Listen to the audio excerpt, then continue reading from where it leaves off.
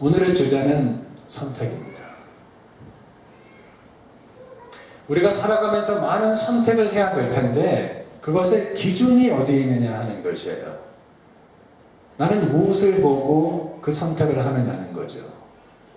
그것이 양이든지 그것이 질이든지 무엇인가 분명한 선택의 철학 같은 것이 필요하다는 것입니다. 사사기를 보면 기드온의 300용사를 통해서 하나님께서 하나님의 선택 기준을 보여주십니다. 여러분들이 잘 아시는 말씀이에요. 여호와께서 기드온에게 이르시되 너를 따르는 백성이 너무 많은즉 내가 그들의 손에 미디안 사람을 넘겨주지 아니하리니 이는 이스라엘이 나를 거슬려 스스로 자랑하기를 내 손이 나를 구원하였다 할까 합니다. 그런데 하나님께서 기드온에게 말씀하십니다. 자, 조건을 보았지? 네, 보았습니다. 많이 왔지? 많이 왔습니다. 너는 몇 명의 군사를 가지고 있느냐? 32,000명입니다. 하나님께서 기드온에게 이르시기를 너무 많다. 너무 많대요. 몇십만 명을 상대로 해서 싸워야 되는데 나의 군대는 기껏해야 32,000명인데 하나님께서 너무 많대요. 그리고 숫자를 줄이시기 시작합니다.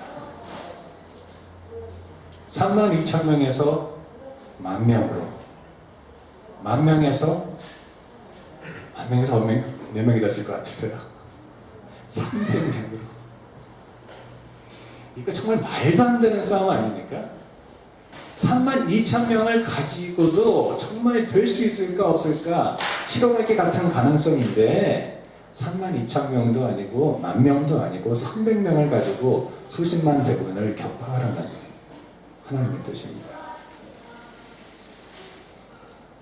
그리고 하나님의 선택 기준을 말씀하십니다.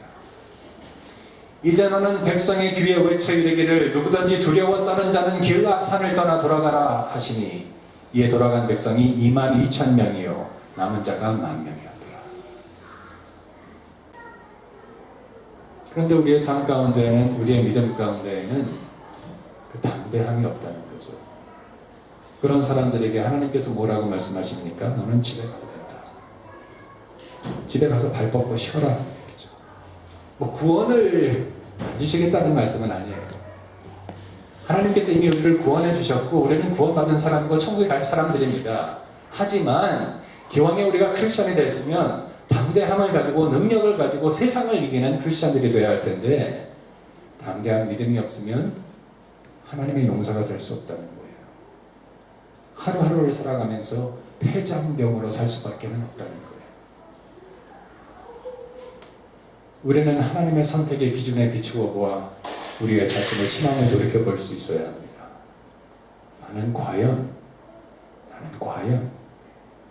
기드온의 300명에 포함될 수 있을 것인가? 하나님의 용사의 자격 조건은 두려움 없는 믿음이지만 그것은 무모함은 아닙니다. 고양이가 있습니다.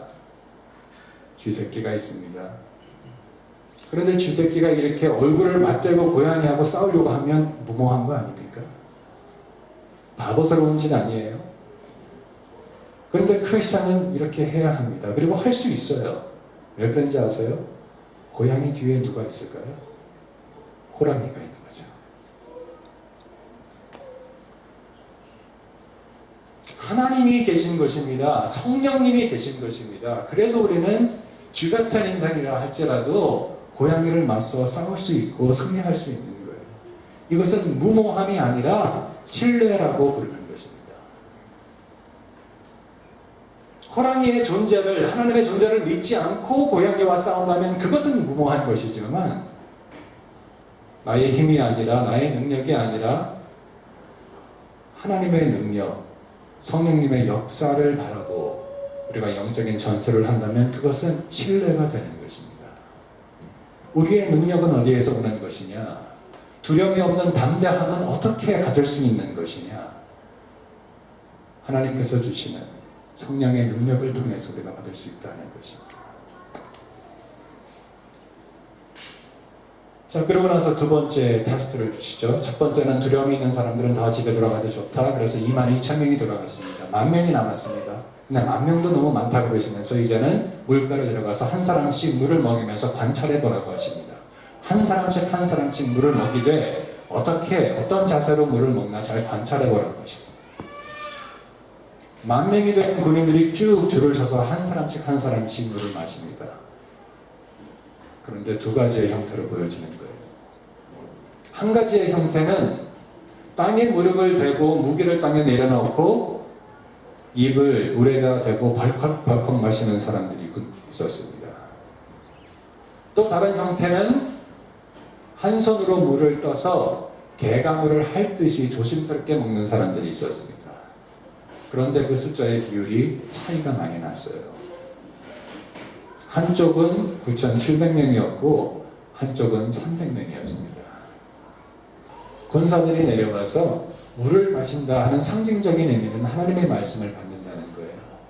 그런데 그 하나님의 말씀을 받는 자세가 우리가 어떠한 마음으로 어떠한 되새김질을 통해서 하나님의 말씀을 받느냐 하는 거죠. 여러분들이 오늘 교회에 나와서 설교 말씀을 들었습니다. 그런데 일주일 동안 사시면서 그 말씀을 되새김질 하십니까? 자꾸 생각이 나서 그 말씀을 통해서 기도를 하게 되고 기도를 통해서 능력을 받아서 말씀 자체가 실천이 되는 그러한 경험을 하시냐는 거죠.